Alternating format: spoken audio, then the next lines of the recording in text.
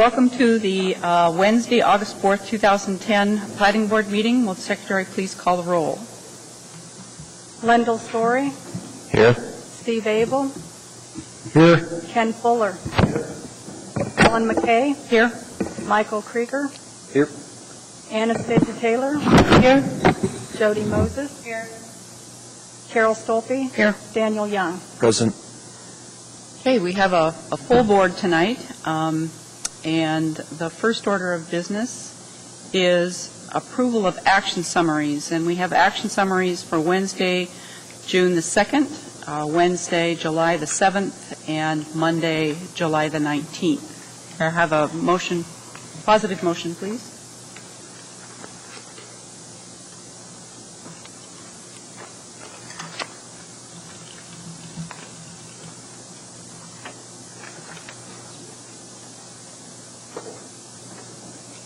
Mr. Young, is there a second?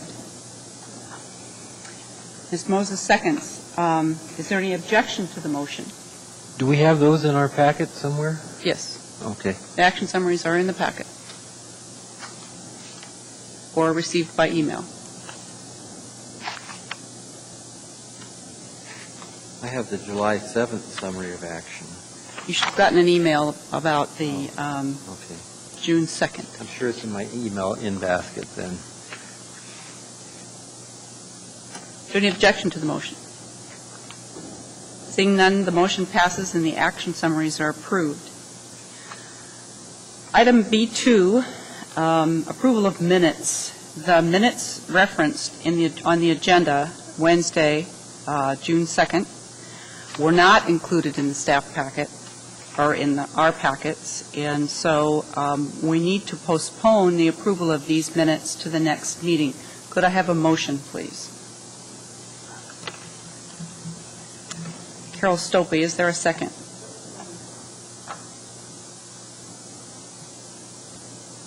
Mr. Fuller seconds. Is there any objection to the motion?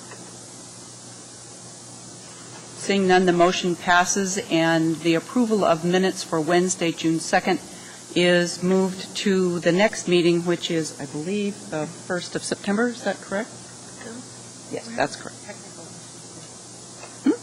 We're not able to vote. I think Mike and I are Well, we're not voting. If there's no objection to the motion, there would be no vote. No, I'm just saying in general, we have no agenda, we have nothing on our screens at all. So. I was trying to make a motion and I couldn't find the right button to push. Okay.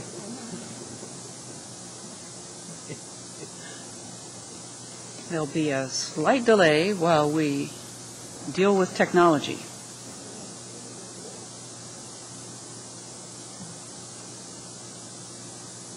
Can you log off and log back on, and would you do the same thing?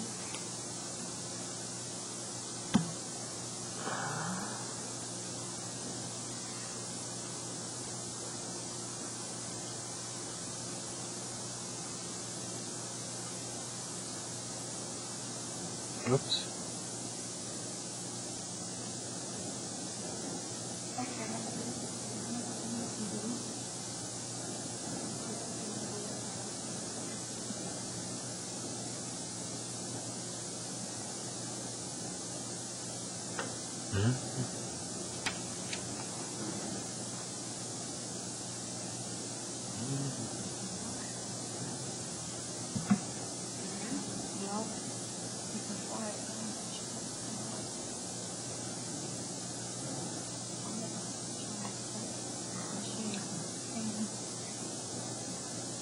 Madam Chair, I would be okay with just making my motion verbally and any second, since we're frozen out of this bypass system here.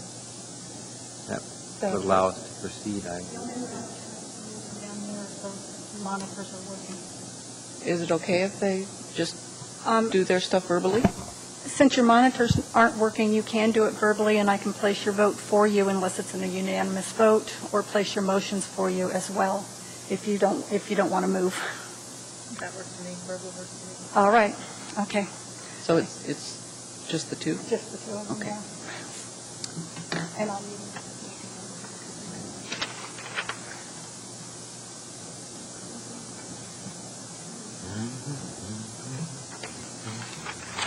Okay, moving along, special order of business. Are there any disclosures for the cases tonight? Mr. Young. In the matter of the case of S11792-2, Fairview Extension Number 1, Tracks 8A, 9A, and 11A, my firm provided professional services to the petitioner on a different project 2 years ago. We have no ongoing work with the petitioner. I have no financial or personal interest in the matters before the board. I can remain impartial in fact and action as a member of the board without personal bias. My past involvement and personal interest will not permit me from fairly evaluating the facts of this case. I also have a disclosure for case S-823-1 Village at 4302 Subdivision, Tract 1, and it's the same disclosure. Could I have a motion on Mr. Young's participation, please?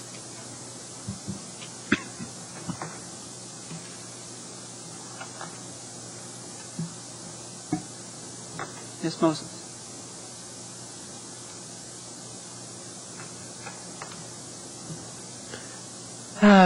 I move to direct Board Member Daniel Young, thank you, Young to participate. Is there a second? Second. Mr. Fuller, second. Second. Would you speak to your motion, Ms. Moses? I think through his own disclosure, he meets the criteria to participate. Is there any objection to the motion? Seeing none, Mr. Young, you're directed to participate in both cases, which would be F, B, and FC. Okay. Next item of business is notice of reconsideration that was spread by Mr. Fuller. So from Mr. Fuller, we need to have a motion to reconsider the case.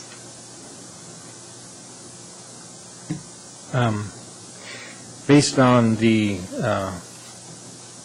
additional information we got from the city clerk, or what Ms. O'Brien, that we do have the power to implement some of these things we previously were told we didn't. That's my reason for asking for reconsideration. It's in there.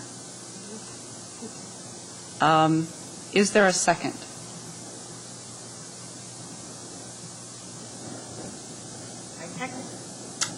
Ms. Taylor seconds. Okay. Madam Chairman? We need to clarify who can participate in this reconsideration action.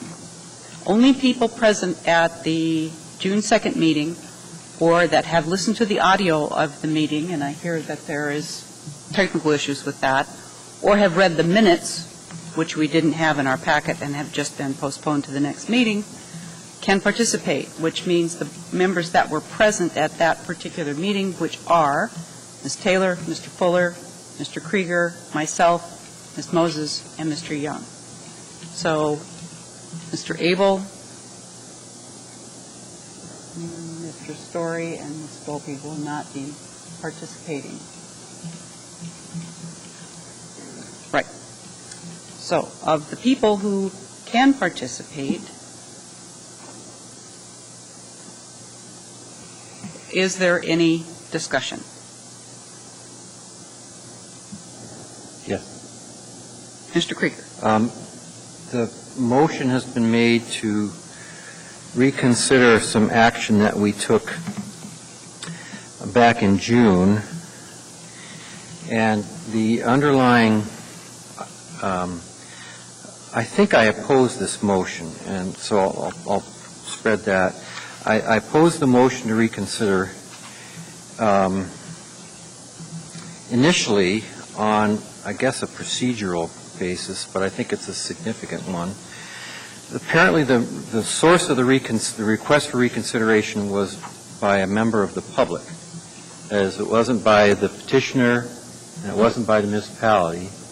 It's by a gentleman or company that owns adjacent land.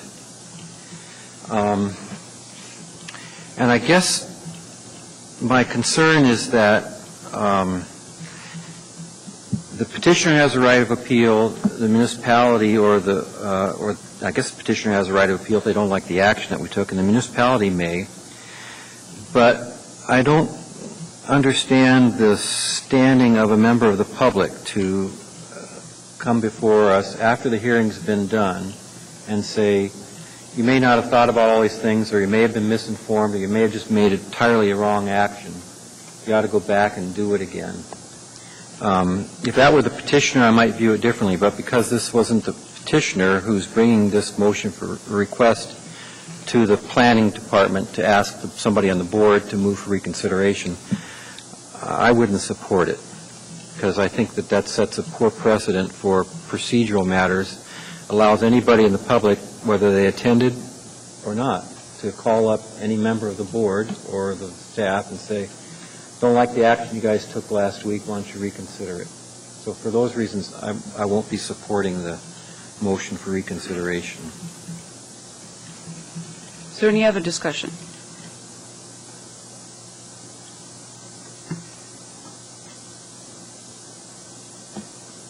Ms. Moses. Madam Chair, and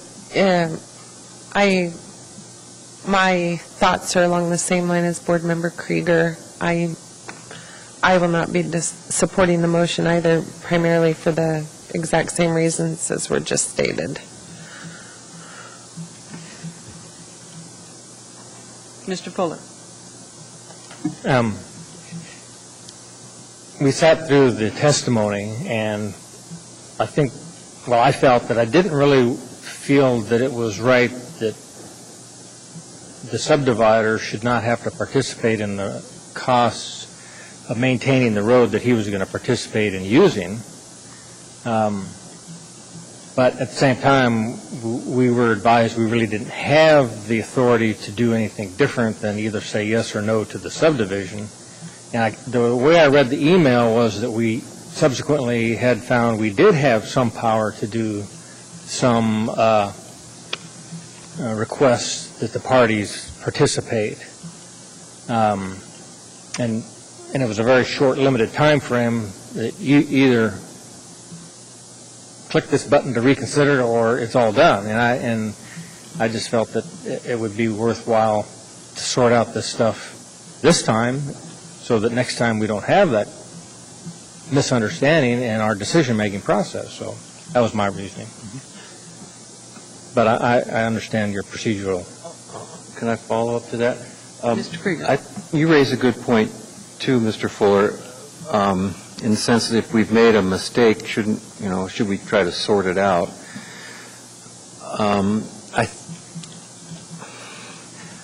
I guess I think that since there is an appeal process from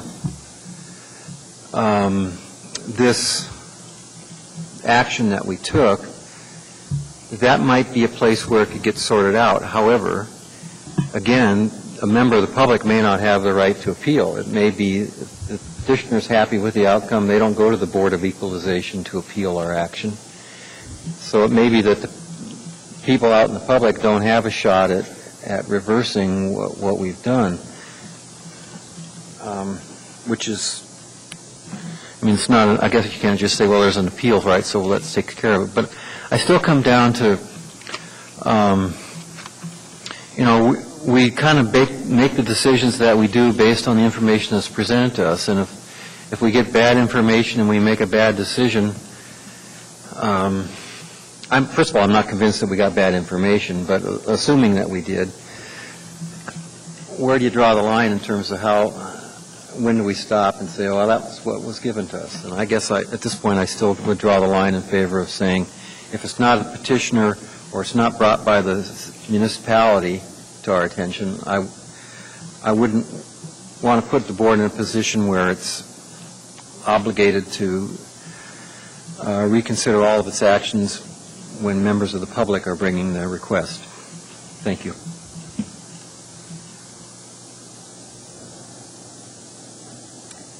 Ms. O'Brien, did you have something you wanted to say? Madam Chair, I just wanted to mention that under appeals to the Board of Adjustment, any member of the public, any person who would be adversely affected if the decision of the lower administrative body were reversed by the board, has standing before the Board of Adjustment. So it's by AMC 2130-025A3, a member of the public does have standing before the Board of Adjustment. Through the chair, I stand corrected. Thank you, Ms. O'Brien. Anybody else wish to comment? Mr. Young? I also will not be supporting this motion to reconsider. It's my understanding that the issues that remain can be handled privately, and from the email correspondence in our package, it appears that the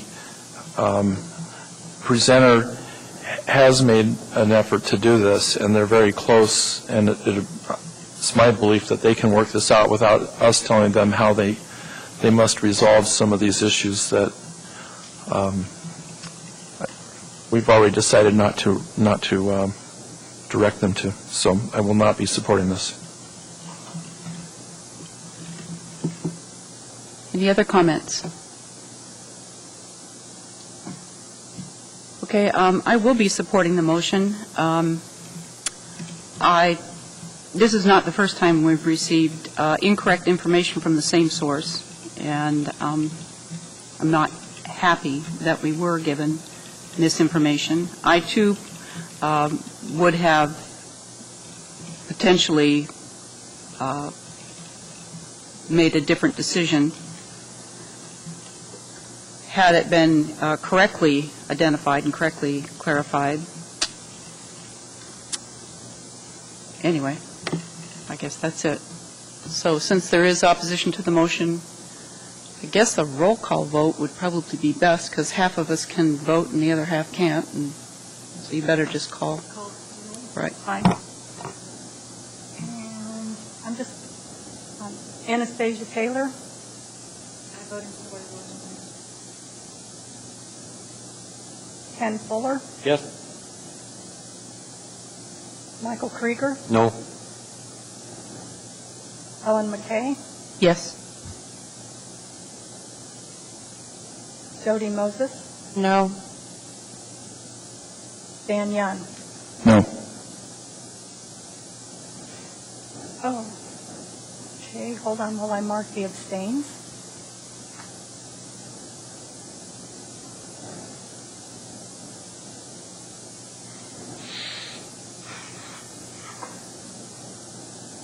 It's a tie vote, 3-3. Motions or actions by the board require 5 positive votes.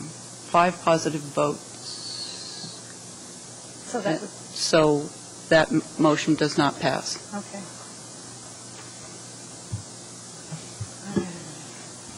Give me 1 second to fix my machine. Okay. There you go.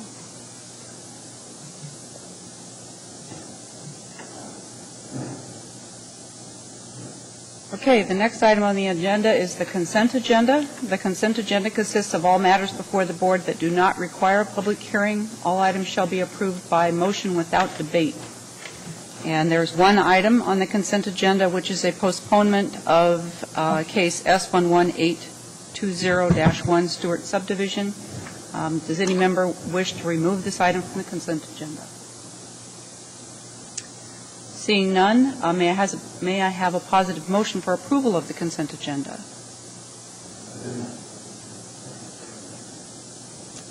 Ms. Moses, is there a second? Mr. Fuller seconds. Is there any objection to the motion? Seeing none, the motion passes and the consent agenda is approved.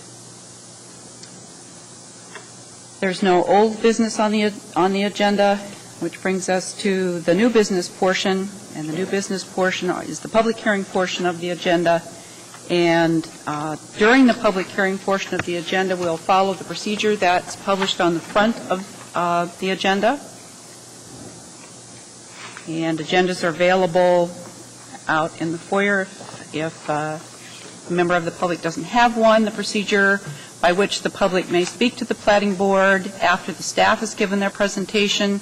The chair will ask for public testimony. Persons wishing to testify need to follow the time limits established by the Platting Board Rules of Procedure. The petitioner has 10 minutes, of which they may reserve time for rebuttal.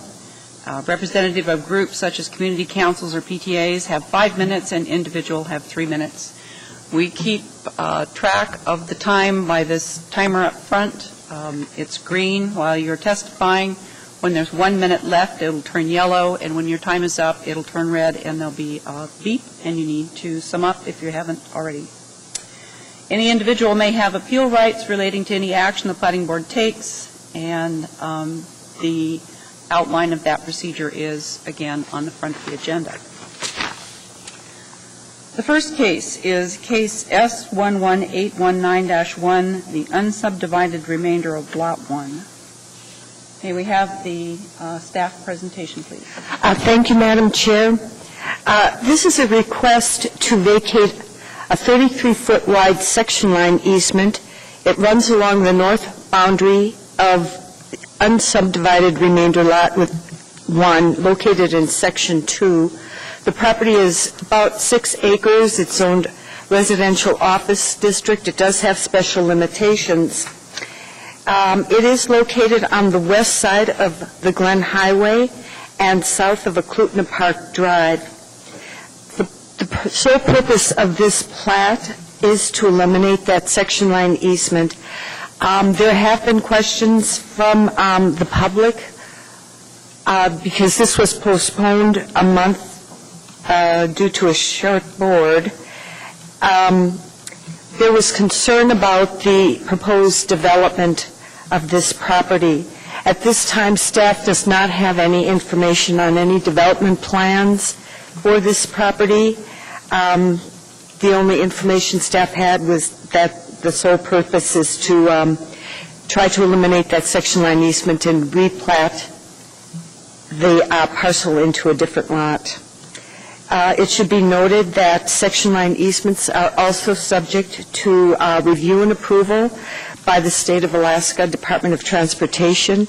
Both the state and the municipality have vested interests in section line easements, and the municipality acting, the Platting Board acting on behalf of the municipality is basically addressing the municipal interest in section line easements. The state has its own public process that they undertake. And I'm then through discussions, telephone discussions with DNR and ADOT staff, that process is taking approximately 3 years on the state level. This is located adjacent to the Powder Ridge development that is being developed with single-family residential uses on the north and the west side of the property. It is being developed under as a planned community under an assembly-approved master plan. Access to this particular parcel, the subject of this preliminary plat, to the Glen Highway is through the Powder Ridge subdivision via Stephen Valley Drive that abuts the northwest corner of the petition site, and it's via Powder Ridge Drive and Aklutna Park Drive, all within the Powder Ridge subdivision. Public water and sewer are available. The update to the Chugach-Eagle River Plan identifies this for commercial development based on its zoning designation. A 30-foot highway screening easement is required along the east property boundary, which is addressed in the conditions of approval, recommended conditions of approval. There is a snowmobile trail along the west side of the Glen Highway, Now, the Glen Highway at this location has a 300-foot wide right-of-way, and the area-wide trails plan indicates that that snowmobile trail would be located in undeveloped portion of the Glen Highway right-of-way, undeveloped for road purposes. In reviewing the vacation request, it was found that there is not a matching section line easement to the north of this property. The section line easement does not extend further west. There is a cut bank for the Glen Highway at the northeast corner where any extension of the section line easement to provide access to the Glen Highway is approximately 58 to 60%, an estimated 58 to 60% slope.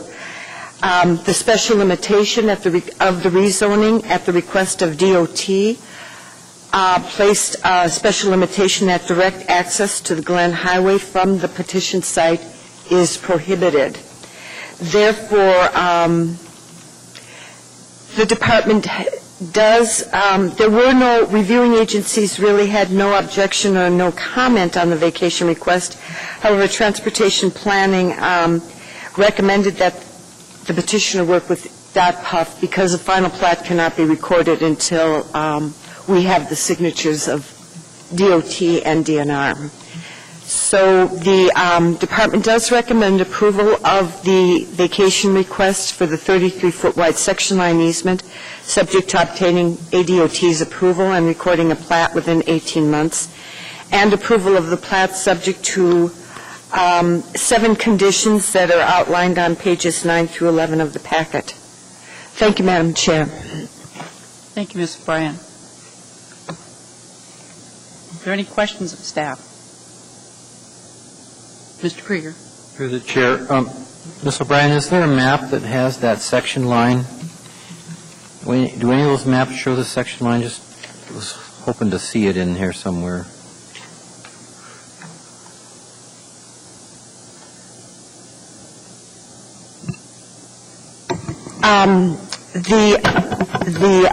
Page 13 shows the preliminary plat that identifies the area that is proposed to be vacated. It is a darkened, cross-hatched area along the north property boundary. That's page 13, and page 39. Thank you. That's a larger version of the same thing, yes. Any other questions of staff? Ms. Taylor? Through the chair, on page 39, looking directly to the north of the section line easement that's going to be vacated, on Mills Park Circle between lots 49 and 50, there's a small gap.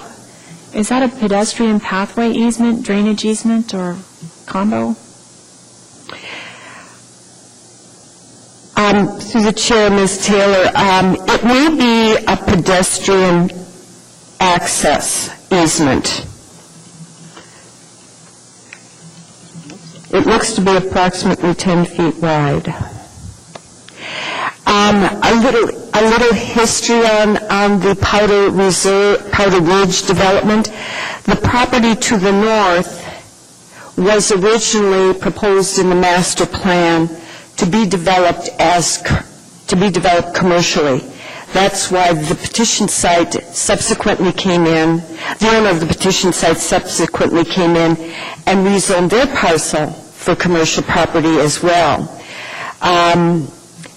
So the property the master plan has gone through a number of, for the PC district, has gone through a number of amendments to the assembly, and it is now developed residentially. So that is probably why they put up pedestrian access between Mills Park Circle, extending from Mills Park Circle to this unsubdivided remainder. As a follow-up on that subject, it's my understanding from what you said, the topography to the east If we were to put in a trail easement on the section line easement, the topography to the east, there would be no way that we could connect. You said there were, did you say 50-degree slopes to the east? I scaled it out, and it's all estimated, but the elevation from north to south drops 312 feet to 260 feet.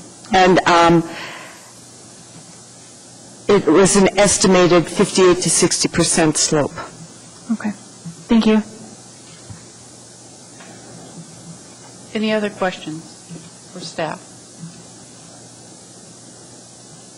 Seeing, Mr. Young. Thank you, through the chair. On page 39, on the map, there are 2 handwritten notes, needs drainage easements, and since we don't have the topography, at least I don't see the topography on these maps, is this something that we should be considering tonight? Madam Chair, Mr. Young, that is addressed in condition number 3, resolving with Eagle River Street Maintenance the need for and the location of any drainage easements prior to recording the final plat. So it was addressed in the recommended conditions of approval. Thank you. Any other questions? Seeing none, we'll open the public hearing, and could we hear from the petitioner or the petitioner's representative, please? Madam Chair, members of the board, my name is Charlie Forbes. I'm representing the petitioner, and Ms. O'Brien did a really good job laying out what it is we're trying to do. It's mainly housekeeping for us on giving an easement that would serve no purpose to the property or to the public. To answer some of the questions that were brought up, on Mills Park Circle, if you look on page 78, it's Phase 4 of Powder Reserve. You'll see that the 10-foot strip is part of the street dedication, and the plat doesn't say exactly what that's for. It's not in the notes, and it's not labeled as anything, but there's no walkway presently built there now, so I would think that it probably is for drainage purposes rather than a walkway. There's no fences built. It's just beautifully glassed in between the 2 lots. As far as the slope that we're talking about on the northeast corner, it's extremely steep. You would need stairs. It's not easy to build a pathway and walk down it safely. And this property would be getting the street's already stubbed out.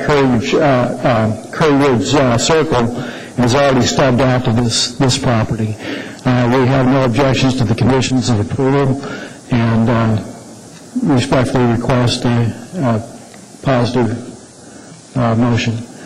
If there's any questions. Any questions for Mr. Forbes? You have a little more than 8 minutes for rebuttal. Thank you. Questions for Mr. Forbes? Thank you. Anyone else wishing to testify in case S11819-1, the unsubdivided remainder, Lot 1? Anyone from the public wishing to testify? Seeing none, is there anything else you'd like to say, Mr. Forbes? Don't have. Okay, then we'll close the public hearing and the matter rests with the board. Could I have a positive motion on the vacation, please?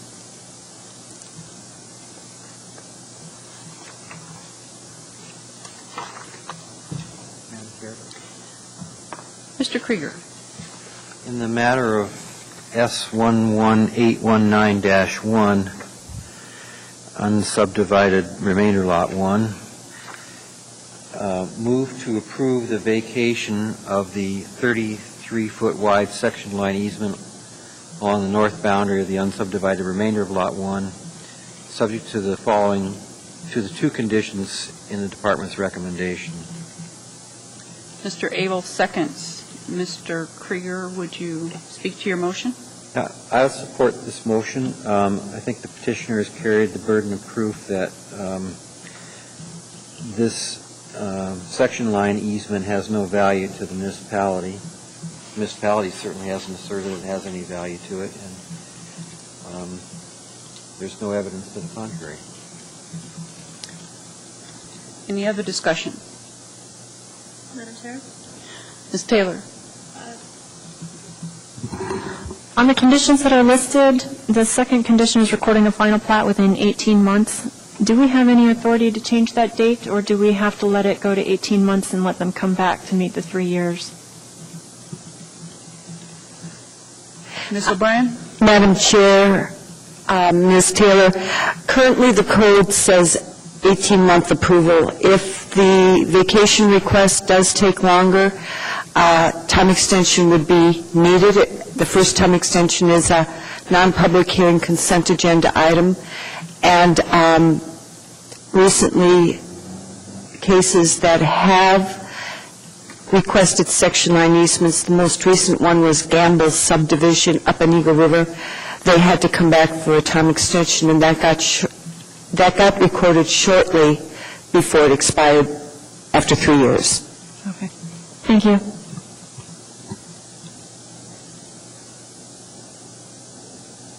Any objection to the motion? Seeing none, the motion passes and the vacation is approved. Moving on to the plat, Mr. Krieger. Yes, in the same case, 11819-1, move to approve the plat subject to the 7 conditions as written in the department's recommendation. Is there a second? Ms. Stolpe seconds. Mr. Krieger, would you speak to your motion? This appears to be a straightforward, non-controversial plat, and it's been well developed by staff, so I'm going to support it. Any other discussion? Is there any objection to the motion? Seeing none, the motion passes and the plat is approved.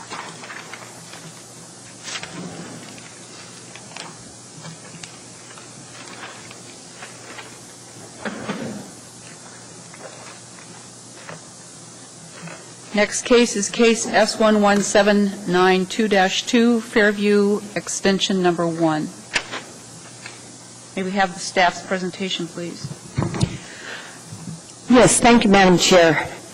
Again, this is a vacation request. It's a vacation request only. It involves a section line easement along the north property boundary and also a request to vacate a 10-foot wide aerial power and telephone easement that runs diagonally through the property. It's approximately 1.3 acres. It's Zone B3. It adjoins the south side of Mountain View Drive and located east of Park Street. Excuse me. This case, as mentioned, involves only a vacation request because a preliminary plat and a version of the preliminary plat is shown on page 9 of the packet, has already been approved under the abbreviated or short plat process. The plat was approved by the platting authority subject to 12 conditions. The preliminary plat submitted tonight does show the section line easement on page 8 that is the subject of the vacation request. The subject of the request for the utility easement is not shown on page 8. However, the utility easement that is the subject of a vacation request is shown on page 9, and it runs diagonally east to west along the boundary of proposed Tract 11A and Tract 8A.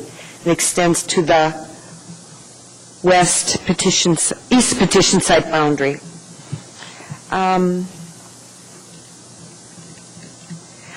Again, the vacation requests for section line easements is a two-step process, and it has been taking a long time through the state DNR and ADOT departments.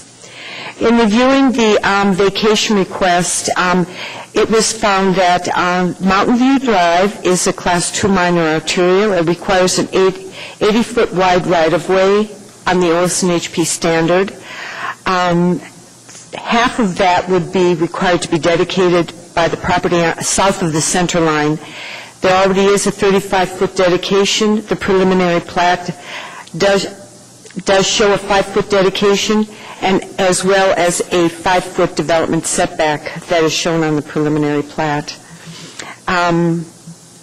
It should be noted that development setbacks are in addition to required yard setbacks. There's a 10-foot front yard setback in the B3 zoning district.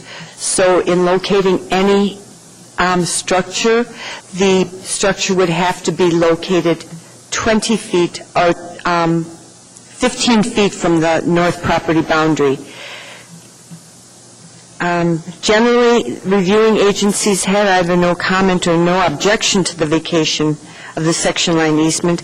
However, traffic engineering did note that there will be no building permit issued until the applicant has provided proof that DNR has approved the vacation request, or that they have accepted a permanent structure within the section line easement. However, the municipality has never recorded a final plat without the DNR DOT having gone through their process and having signed the final plat. Comments regarding the aerial power easement indicates that they are asking for a T&E easement along the south boundary of tract 11A, and that the utility will be undergrounded.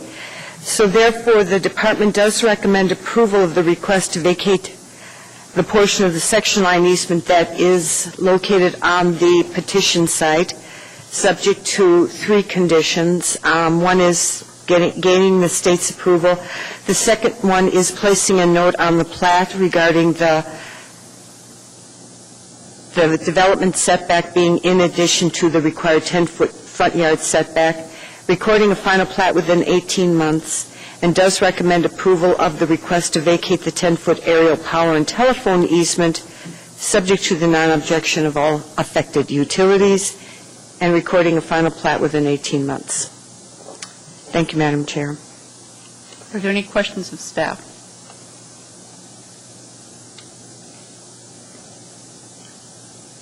I have a couple of questions.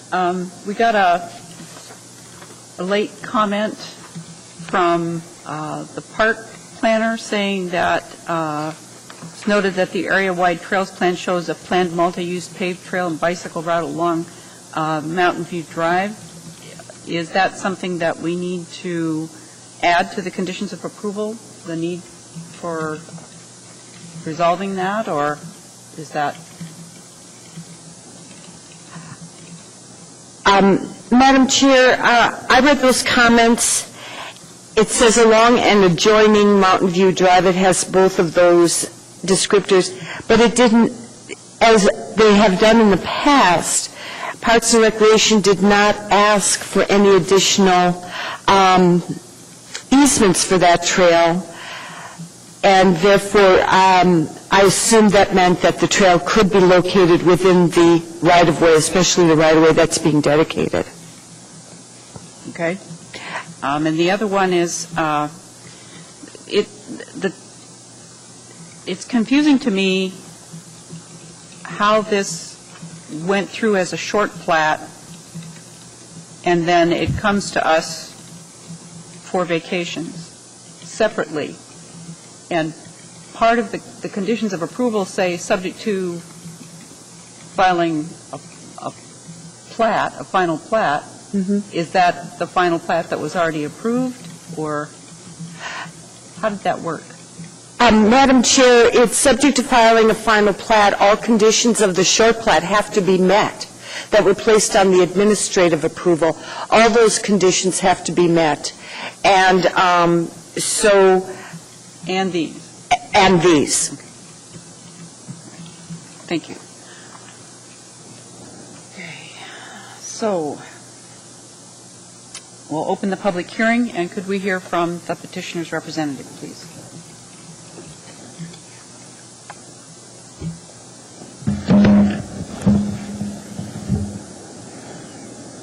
Madam Chair, good evening, members of the board, and Mr. O'Brien and Secretary.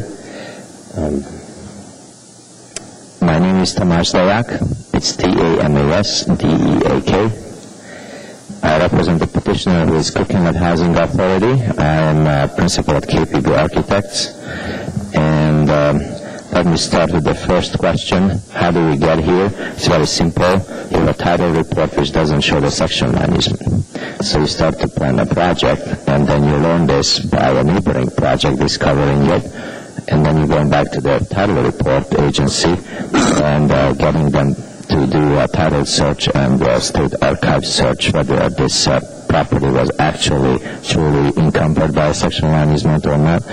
And through the record search with the state, looking at the 1918 through 1923 period, which would allow this property to not have the section line easement for a long list of reasons, we learned that it does actually exist, and it's not very helpful for the project we are doing. So hence, we came forward with a project request or a vacation request, which is in front of you today. The preliminary plat, which has been submitted in, I bet it was January maybe, and approved in March, simply just did not know that this section line easement exists. I would like to address a few of the comments and notes which you have raised and Margaret mentioned. But before I do that, I have to thank the staff or the municipality, first of all, to be very helpful to get us here tonight, because, again, this was not a planned exercise for us. The first item I would like to address is the traffic comment. Actually, it's a plat note on the plat required for this vacation, but wasn't required on the original plat since the section line easement wasn't known at that time. As Margaret stated, we cannot record a plat without having the conditions which this plat note would state. This plat note is, first of all, I don't think there is precedent to it. I don't believe there is. The request from the traffic to place that plat note about the section line easement location, I don't believe there is precedent to that plat note, at least in my experience there isn't. Margaret may be able to confirm whether there is other precedent.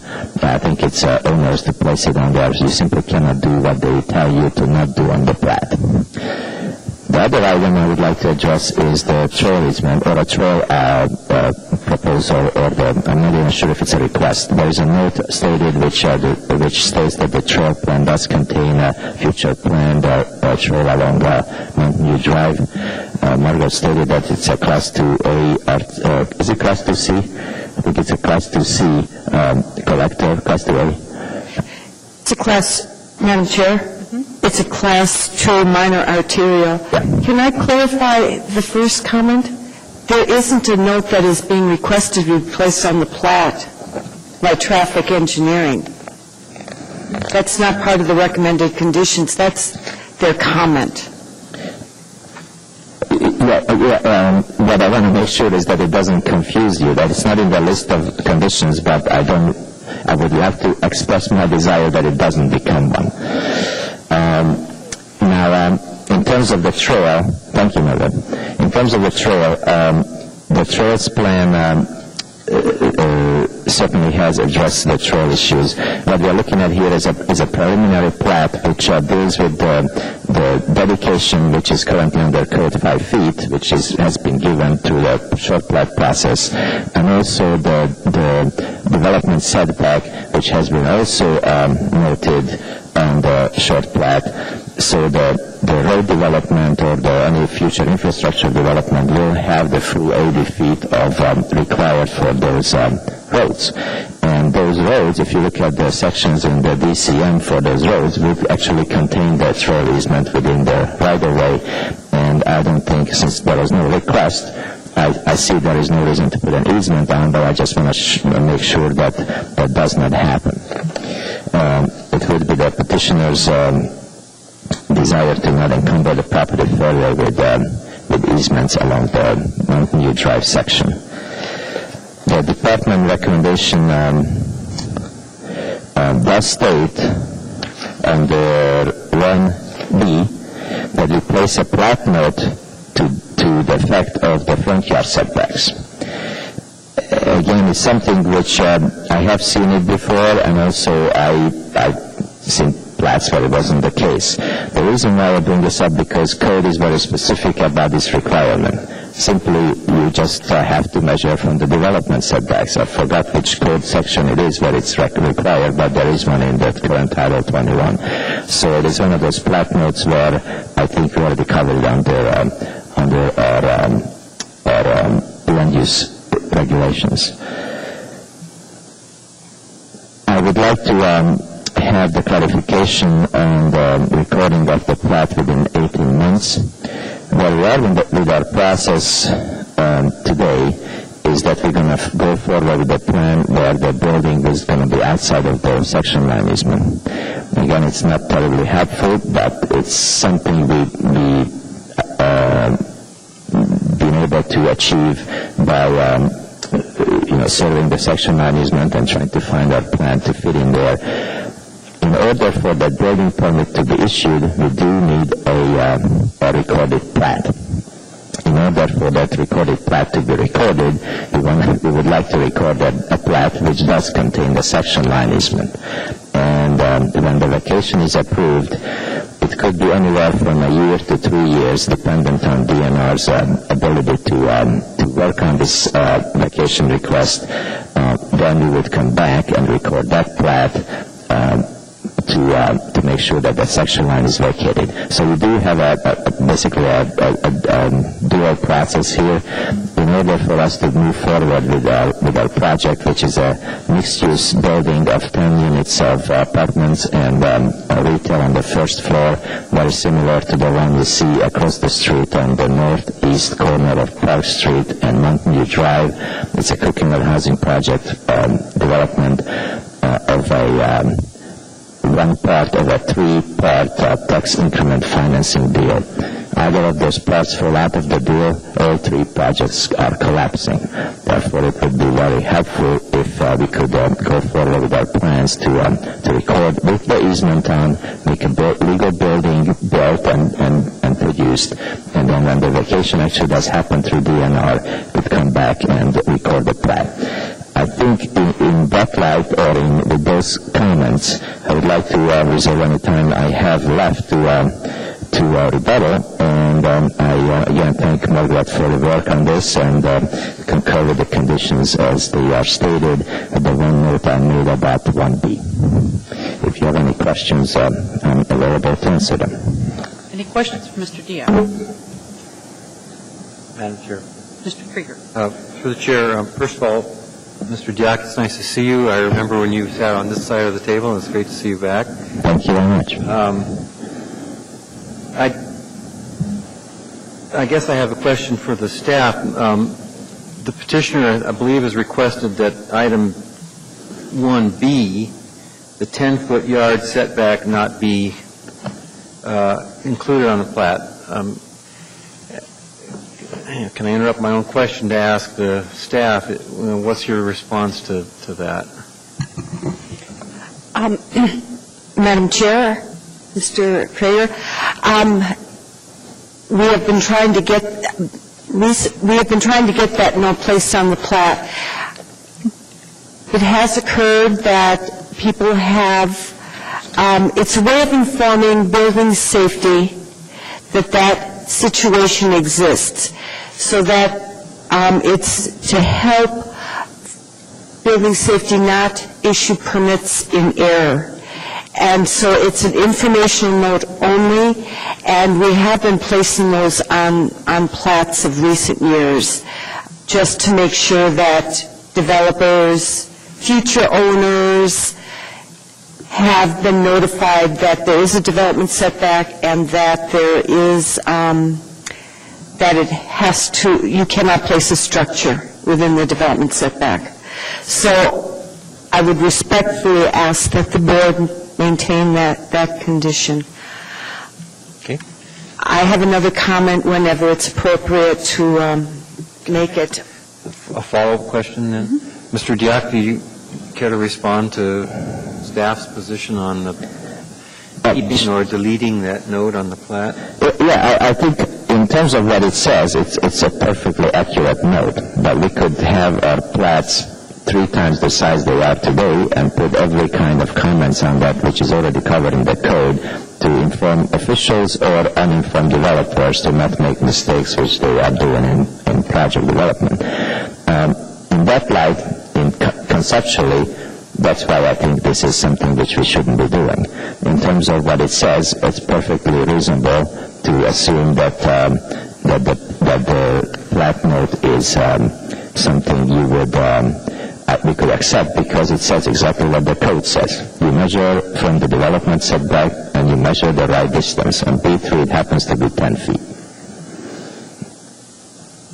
Thank you. And just one more question. On the phasing that you described, does that phasing affect the condition C, recording the final plat within 18 months? Or well, this is something which, to add, based on our discussion with the municipality, and this time it was Mr. Weaver, we have a 2-pronged process here. Generally, when you go forward for vacation requests, you do have to record the plat. So you are basically assumed to go forward with the platting process regardless of the land actually changing in terms of its boundaries. In this case, we have gone through that process already. We have gone through the short plat process to deal with the boundaries. And the current configuration of this parcel, of these 3 parcels, are such that the building cannot be permitted on them because the building would be on a property line. And in order for us to move forward with a building permit, we were ready to record that plat. Before we did do that, we learned this issue with the section line easement and decided that we're not going to go forward and record a plat based on information we learned, because we have to have that disclosure. We could have just done it. We didn't do that. We came forward to the municipality and asked what we should do in order for us to be able to move forward, as well as do the right thing, which is note the section line easement on the plat. And the understanding with Mr. Weaver was that we will be able to record a plat which includes the section line easement but shows the new configuration for the parcels. Then after that, follow up with that. After the DNR process is concluded, we would come back and record the vacation of the section line easement probably by recording it not as an actual plat but as a note and in the recording. So that will be recorded to the title of the parcel. This only affects the one parcel, which is tract 11A. The section line easement only affects that one parcel. It doesn't affect section or tract 9A and the tract 9A, which is to the east of that. We also have worked with the MLMP and other utilities, and MLMP easement, we have negotiated that it's going to go to a location which they agree with, but generally our conditions on preliminary plats require us to resolve the easement issues rather than specifically state where they should be. When we learned about the section line easement, we decided to go ahead and ask for the vacation of an unused aerial easement as well. Since we're already here, might as well clean up that parcel and have the client to end up with a unencumbered parcel as much as we can. That's the background on that. Thank you. Any other questions for Mr. Diak? Madam Chair. Ms. Tolpe. I'm not sure if this question is appropriate for Mr. Diak or for Ms. O'Brien, but I'd like to get some more information about this planned multi-use paved trail and bicycle route along adjoining Mountain View Drive that's noted in the area-wide trails plan. I think I heard you say, Mr. Diak, that you're not in favor of encumbering the land with that trail and bicycle route, and I'm wondering about that particular issue and what weight the area trails plan has in this matter. Let me, if I may, I start, Madam Chair, and then maybe Mr. O'Brien can also have. But I'm not in favor of encumbering that piece of that parcel, Tract 11A, simply because the current PM&E sections in the design criteria manual simply do not even require it. When it comes up is in right-of-ways where you don't have sufficient room to place the infrastructure within the public realm. Then the planning authority every so often does ask for an easement, which is a trail easement of wherever it is located. In this case, the comment was made, which I completely agree with, it's on the trails plan, and easement request was not made, probably for the simple purpose that it actually can fit within an 80-foot right-of-way where the design criteria manual actually shows how that's built. And the other thing about the area-wide trails plan is that as far as it is specific to future planned trails, you also have to look at what the area looks like in terms of its development status. Mountain View Drive went through some planning processes which had to do with how do you upgrade or revitalize a neighborhood, but do it in a more urban fashion. And if you look at the plan which was developed, the Mountain View Renaissance, or I think it was called the Renaissance Plan, the result of that is basically the current upgrades of Mountain View Drive, which do end at Park Street. Actually, that was the first point of that development. And from there going west, there was a lot of improvements made all within the right-of-way. Here you have 5-foot dedication to right-of-way with the short plat, which has been processed in March, and a 5-foot development setback, which is for the purpose of any kind of improvement, such as a trail, to take place when the city is ready to do that improvement. That's why I'm not in favor to place an additional easement requirement on the parcel, just simply because it's not needed, and also it will bring up other conflicts, like today we still require any kind of a collector or higher classified road to have an arterial landscaping easement along B3 parcels. That's also in the short plat is given.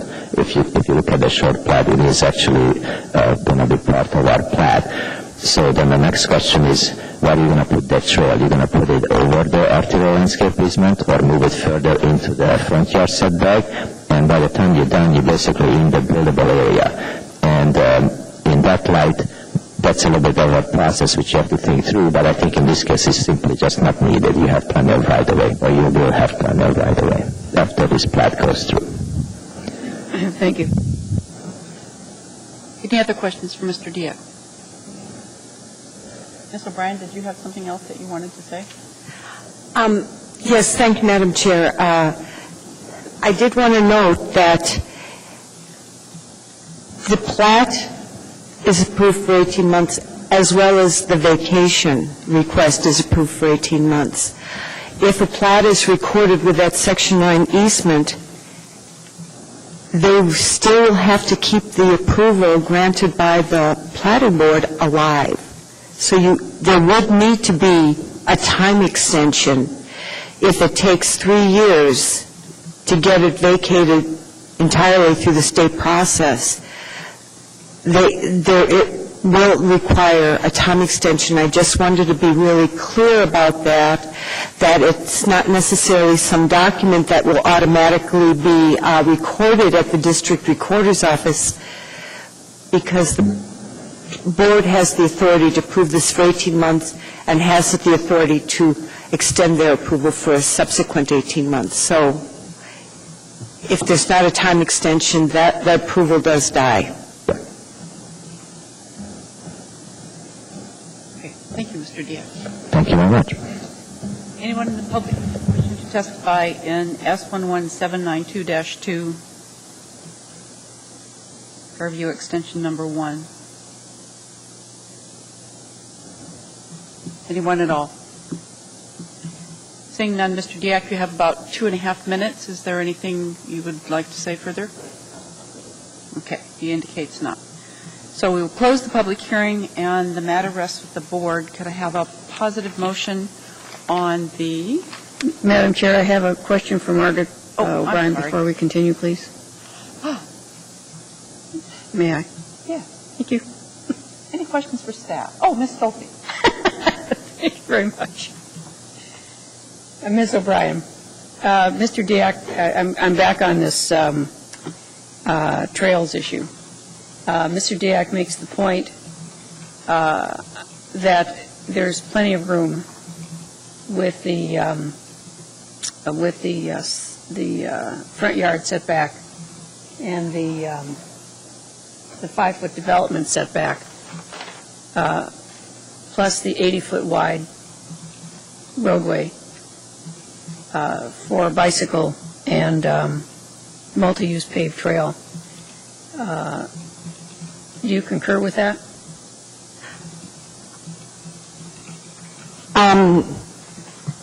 Madam Chair, Ms. Stolpe, I'm looking something up. Sure.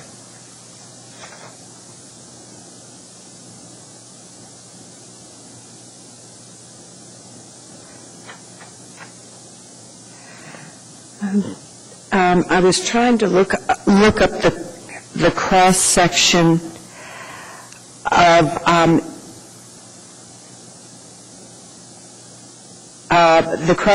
of a street.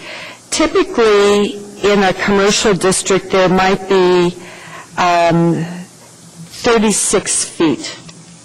The cross section, meaning the developed cross section, would be 36 feet. That would allow either 2 moving lanes or 3 lanes, one of which is a turning lane. So within an 80-foot wide right-of-way, you could construct those pedestrian bicycle improvements. The area-wide trails plan specifically does state that in all cases, they shall attempt to put those improvements within the right-of-way, and when a trail is needed or identified not within the right-of-way, it has to cross private property that's being developed or something. That's one thing, but they shall try to put those pedestrian improvements within the right-of-way. So there will be, there's a 35-foot dedication with this plat, plus a 5-foot development setback. And so that does allow a 40-foot for road improvements and pedestrian improvements. Thank you. Any other questions of staff? Okay, seeing none, could I have a positive motion regarding the section line vacation, please?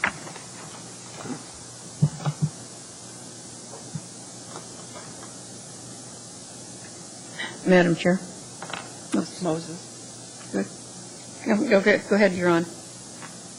It says right there. Heard somebody down there. She's second. In the case S-11792-2, Fairview Extension Number 1, Tracks 8A, 9A, and 11A, they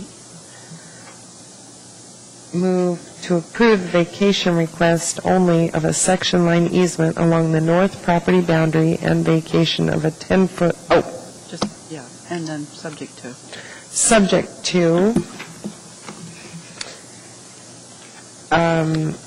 conditions 1 and 2. I'm sorry. Thank you. I lost my place here. Subject to conditions A, B, and C. And Ms. Stolpe, you second? Okay. Would you speak to your motion, please? Ms. Moses. I intend to support the motion. I don't see, I think all the criteria has been met, and it makes sense. Any other comments, any other discussion? Is there any objection to the motion? Seeing none, the motion passes, and the vacation of the section line is approved. So moving along to the vacation of the power and telephone easement.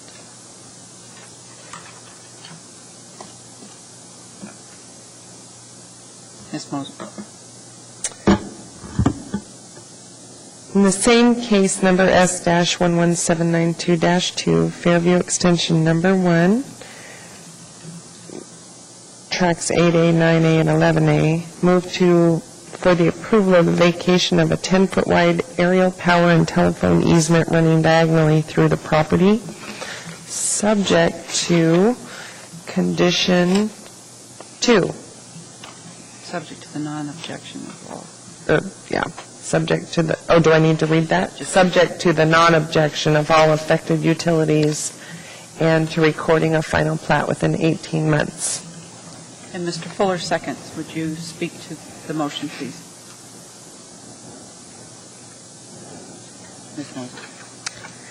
I, again, intend to support this motion as it meets the criteria for approval, and I don't see any reason not to support it. Any other comments? Any other discussion? Any objection to the motion? Seeing none, the motion passes and the easement is vacated.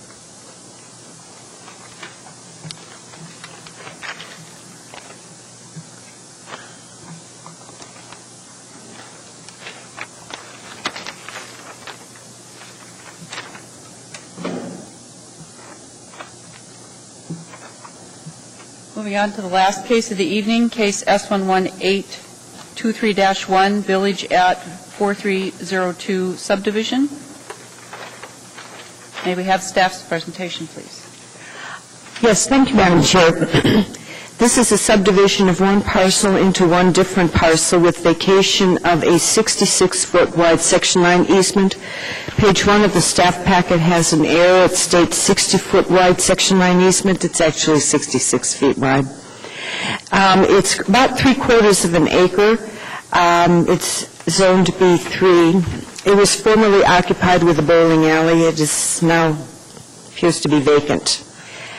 This is both a preliminary plat as well as the vacation request for the section line easement. It also is the same petitioner and the same representative is here tonight to address this. Basically, it's a pretty straightforward plat. It's vacation of a section line easement. It is the preliminary plat is showing a 5-foot wide right-of-way dedication plus a 5-foot development setback to meet the OS&HP standard for a Class 2 minor arterial. Public water and sanitary sewer are available again, and there is a request to provide additional easement for a main line that extends into the southeast corner of the property by AWWU. Storm drain is not located within Mountain View Drive, and stormwater runoff will be handled on site. In terms of the request to vacate, they're basically the same as the previous case, that it does appear to be access to municipal needs for right-of-way with the 5-foot dedication and a 5-foot development setback. The OS&HP standard for a Class 2 minor arterial will have been met. It's a two-step process, and the department does recommend approval of the request to vacate the 66-foot section line easement, subject to two conditions. One is obtaining the state's approval and recording a final plat within 18 months, and approval of the plat for 18 months, subject to conditions 1 through 6 that are outlined on pages 6, 7, and 8 of the packet. Thank you, Madam Chair. Thank you, Ms. O'Brien. Are there any questions for Ms. O'Brien? Any questions for staff?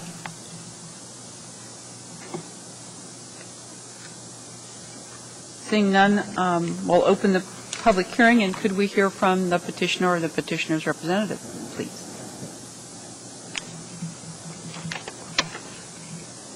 Thank you, Madam Chair. Good evening. Just for the record, TAMAS, DEAK. I'm representing Coquitlam Housing Authority as the petitioner's representative. I'm the principal at KPB Architects, and I'm here to answer questions. But before I do that, again, thank you, Margaret, for Mr. Bryan to work with us on this one. As from the previous case you heard, this is why we are here today. This is the plot. This is the lot which actually had the correct title report, which then showed that the section line easement does exist, which basically started this whole process. And also, just to have some distinctions between these two projects, this one happens to be a vehicular section line easement because the planned buildings won't be built on this until we don't know when. Regardless of that, what we are doing today with this petition, a request for vacation and a new plat, is to try to prepare the site for future development for Coquitlam Housing Authority. It is, as we know from the designs, it can house 12 or more units. We scoped it for 12. And it is prime real estate along Mountain View Drive. If you look at Mountain View in its future phase, not in its current phase of development. As I said, that we currently don't have development projects pending on this parcel, so we're going to go forward with actually the land processes. With that request for vacation, we are also doing a plat, in which plat we dedicated the required dedications to Mountain View Drive and provided the development setback as required by code. I do concur with the staff's recommendations and also with the comments and conditions which were stated on this plat. So with that, I'll entertain any questions.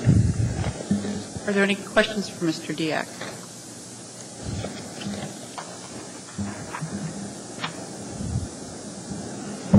Almost 8 minutes. Thank you. Rebuttal. Anyone else wishing to testify in case S11823-1, Village at 4302, Subdivision, Tract 1? Anyone at all? Seeing none, Mr. Diak, is there anything further that you wish to say? He indicates not. Are there any questions by the board for the staff? Seeing none, could I have a public hearing is closed, and could I have a positive motion on the request to vacate the section line easement? Ms. Stolpe. Madam Chair, I move for the approval of S-11823-1, Village at 4302, Subdivision, Tract 1, subdivision of one parcel into one different parcel. Approval of the request to vacate the 66-foot section line easement subject to points 1 and 2. Is there a second? Second. Mr. Young seconds. Could you speak to your motion, Ms. Tolpe? Yes, I'm supporting the motion. The motion, I think we had a good explanation and understand the issue based on this this case and the previous case. Any other discussion?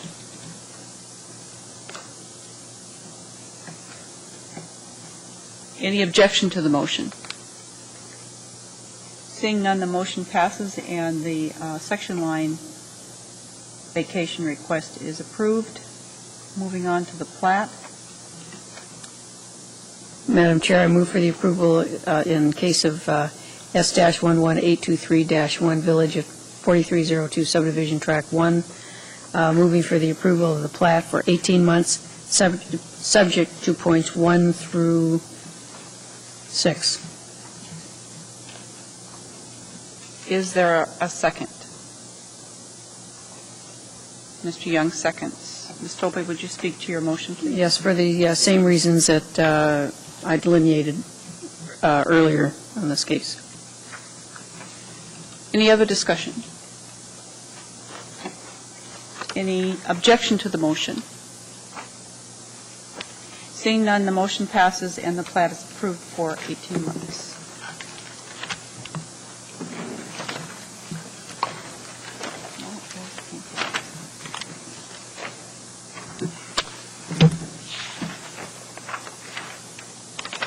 Okay. So that's the end of the public hearing portion of the agenda. Persons to be heard. Madam Chair. Ms. Tolpe?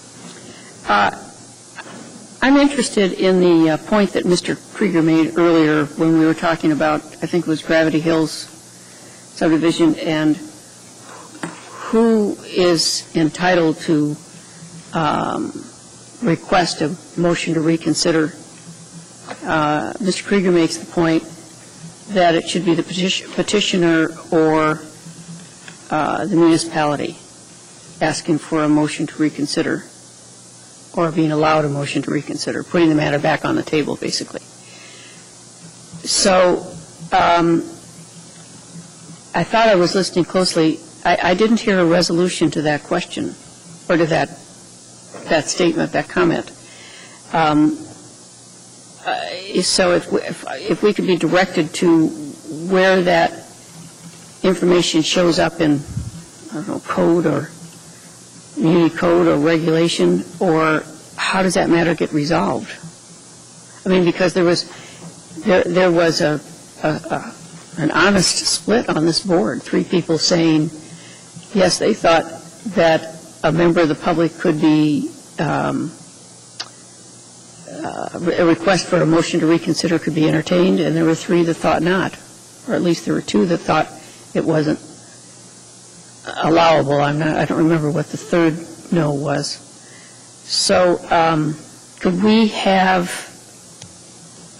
staff either direct us to what that, how that issue is to be handled, or get an opinion from, I don't know, the attorney, city attorney? I really don't know where one goes to get the answer to that. Ms. O'Brien, could you look into who could request that we reconsider or respond to that? Madam Chair, the reconsideration is addressed under the Platting Board's Rules of Procedure at 21-11-502. And there was opinion stated by the board as a question as who has standing to ask for reconsideration. Now, I did go to appeals, and any property owner that was felt to be adversely affected by a decision of the board has standing before the Board of Adjustment. So I was assuming and maybe I need clarification to respond to Ms. Stolpe's question. I was assuming that if a adjacent property owner or a property owner felt that they were adversely affected, that they could request that there be a notice of reconsideration, and possibly that needs to be clarified. Who has standing to do a notice of reconsideration? I understood that the party that felt that they were adversely affected requested if there could be a reconsideration in order to try to resolve it through the Platting Board's process. They certainly have standing and possibly will appeal the decision. They do have grounds on procedural error in that well, in my opinion, they would have grounds on procedural error because the Platting Board was unfortunately given wrong information regarding the ability to require a property to join an existing homeowners association. The Platting Board has done that in the past. They've done that most notably when the property is not located with the Anchorage Roads and Drainage Service Area, nor are they located within a limited road service area. So there was no other mechanism other than the homeowners association to require new plats being created that will be using maintained streets by requiring them to join the homeowners association, and that is fair and equitable if that is the only mechanism to getting adequate participation in the roads and drainage maintenance. And Aurora View Circle is not in ARDSA, Anchorage Roads and Drainage, nor is it in the limited road service area. So I will pursue the question. I don't know if it requires a request for legal opinion, but I will pursue the question of who actually has standing to request a notice of reconsideration. Ms. Moses, did you have something? Just through the chair, I think I maybe go on record to clarify that the equally split vote that Board Member Stolpe referred to wasn't whether we had the power to enforce that. It was a vote on the reconsideration, and it was after clarification had been given to the board on what we can and cannot do. So I think because the way I understood when you just worded it, Ms. Stolpe, was kind of that it was a vote on does a member of the public have the right to do that, and that really wasn't the vote. Oh, that wasn't the motion that we voted on. So it was actually on the reconsideration. Any other comments? Could we have a motion to adjourn? So move. Or adjourn? Stolpe.